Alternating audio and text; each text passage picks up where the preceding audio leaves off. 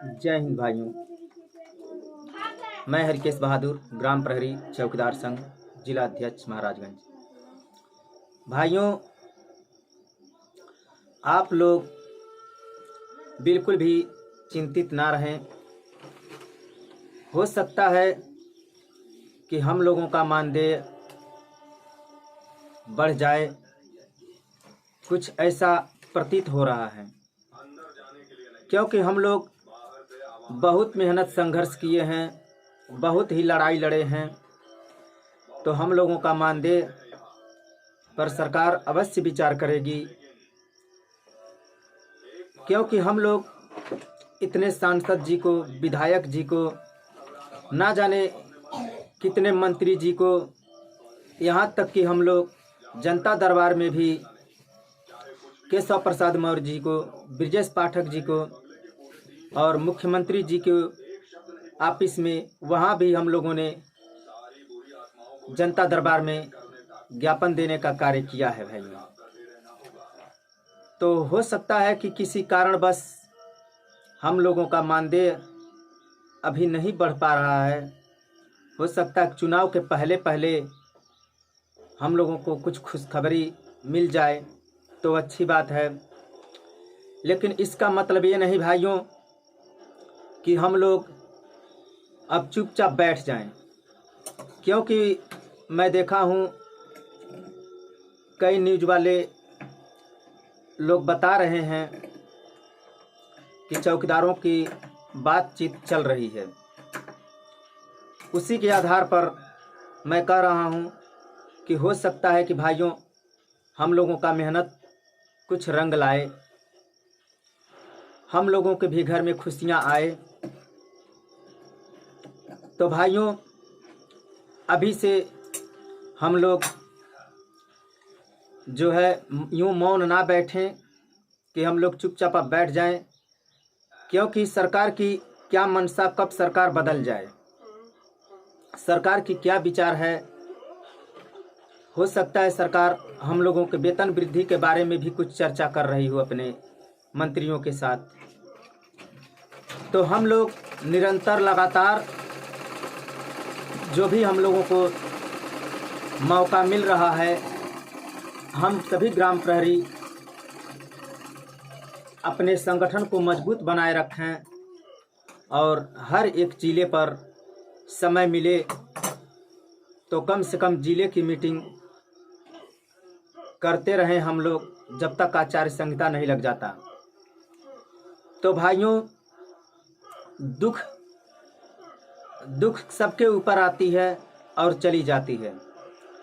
हम लोग तो इतने दिनों से परेशानियों को झेलते हुए आ रहे हैं और परेशानी इतनी बढ़ गई है कि परिवार चलाना दुश्वार हो गया है कि इस महंगाई के ज़माने में 2500 रुपया में हम लोग अपना परिवार को कैसे पालें, कैसे पढ़ाई लिखाई करवाएं, कैसे बीबी को करवा चौथ के दिन, जितिया के दिन, तीज के दिन अच्छे कपड़े कहाँ से उनको पहनाएं। बहुत सारी समस्याएं हैं भाइयों। इन्हीं समस्याओं को लेकर हमारे चौकीदार भाई बहुत ही चिंतित रहते हैं, क्योंकि जो पीड़ा मेरे अंदर है वही पीड़ा हर एक ग्राम प्रहरी चौकीदार भाई के अंदर है। सबकी एक मंशा है, सबकी एक ही मांग है। सब लोग चाहते हैं कि हमारी जो मानदेय है उसमें कुछ अच्छी वृद्धि हो जाए, ताकि अपना परिवार अच्छी तरह से हम लोग पाल सकें। और डिप्टी चाहे हम लोगों को किसी भी तरह से सरकार करवाए, कहीं भी डिप्टी लगा दें, बैंक में लगा दिया जाए, स्कूल पे लगा दिया जाए। और वैसे तो हम लोग 24 घंटा 30 दिन की निगरानी गांव की करते ही रहते हैं, गांव की देखभाल करते ही रहते हैं, थाने की भी देखभाल करते हैं, हर चीज़ हम लोग करते हैं। फिर भी हम लोगों का मानदेय बिल्कुल नाम मात्र के बराबर है। तो इसके लिए हम लोगों को संगठित होना पड़ेगा, एकता को बनाए रखना पड़ेगा।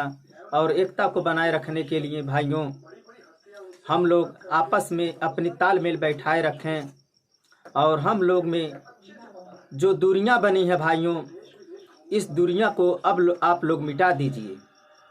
दूरियां बनाने से कोई फ़ायदा नहीं, क्योंकि आप लोग देखे होंगे जब घर परिवार में दो भाई रहते हैं, बहनें रहती हैं और धीरे धीरे सबका शादी ब्याह हो जाता है, सब लोग अपने अपने घर को चले जाते हैं, बहनें और भाई लोग आपस में बंट जाते हैं।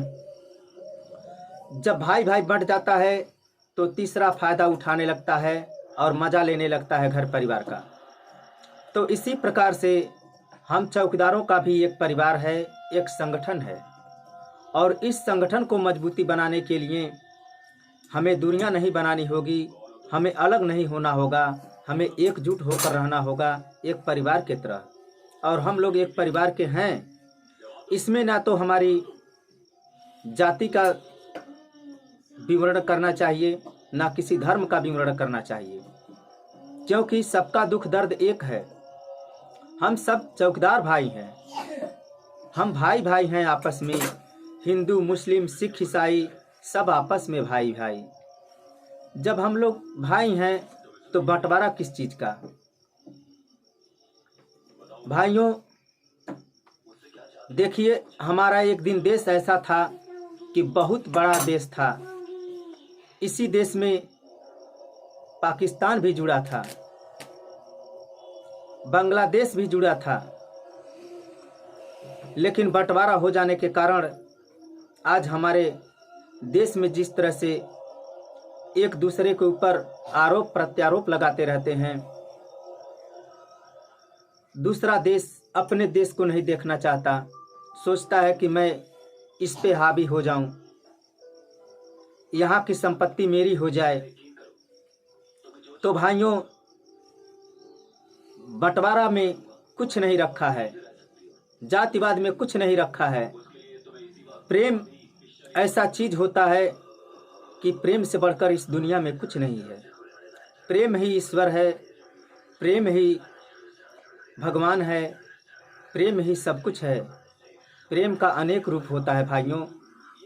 तो जब हम लोग आपस में प्रेम बनाकर रखें, एक तरह से भाईचारे की तरह से रखें कि हम सब भाई भाई हैं, हम लोग एकजुट होकर एक संगठन के बैनर तले सरकार से अपनी मांग बराबर उठाते रहें, चाहे जिला हो, चाहे इको गार्डन लखनऊ हो, चाहे दिल्ली का जंतर मंतर हो, कहीं भी हम लोगों को जाना हो, हम लोग एकत्रित होकर जाएं, एकजुटता में जाएं और हम लोग आपस में एक ऐसे रणनीति बनाएं कि हम लोग एक भाई का दूसरे भाई के कदम से कदम मिलाकर चलने का कार्य करें, तभी कोई कार्य संभव हो पाएगा भाइयों।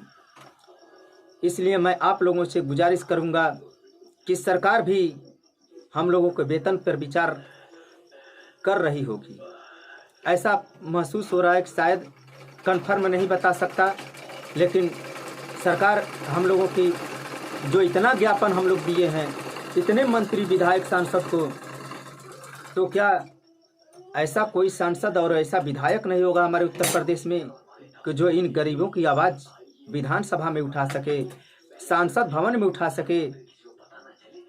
ऐसा मैं देखा हूँ वीडियो के माध्यम से कि कोई विधायक जी हैं, चौकीदारों की आवाज़ उठा रहे हैं।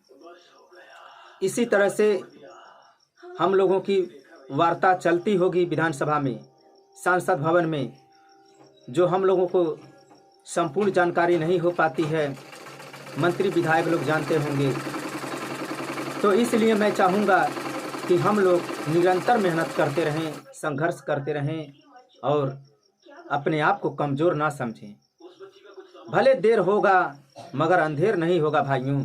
आज नहीं तो कल मानदेय में बढ़ोतरी अवश्य होगी, अगर हम लोगों का संगठन मजबूत होकर एक रास्ते पर चलने का कार्य करेगा भाइयों। सबकी मनसा एक होनी चाहिए, मांग एक होनी चाहिए, विचार एक होनी चाहिए। तो कोई भी कार्य ऐसा नहीं है कि जो असंभव हो सके, क्योंकि भाइयों अगर असंभव होता तो हरियाणा में नहीं बढ़ जाता मानदेय इतना। चौकीदार भाइयों हमारे खुश हैं कि हरियाणा में अच्छी वेतन मिल रही है, मध्य प्रदेश में अच्छी वेतन मिल रही है, बिहार में अच्छा वेतन मिल रहा है। कई राज्य ऐसे हैं जो चौकीदार भाइयों का बहुत अच्छा वेतन मिल रहा है। तो यूपी में भी होगा, मगर सबसे पहले हम लोग आपस में राजनीति ना करें, आपस में एक भाईचारे की तरह से रहें, तो हर एक कार्य संभव है भाइयों, हर एक कार्य संभव है। इन्हीं सभी बातों के साथ मैं अपने वाणी को विराम देता हूँ। जय हिंद, जय भारत, वंदे मातरम। चौकीदार एकता जिंदाबाद, चौकीदार एकता जिंदाबाद। भारत माता की जय, भारत माता की जय।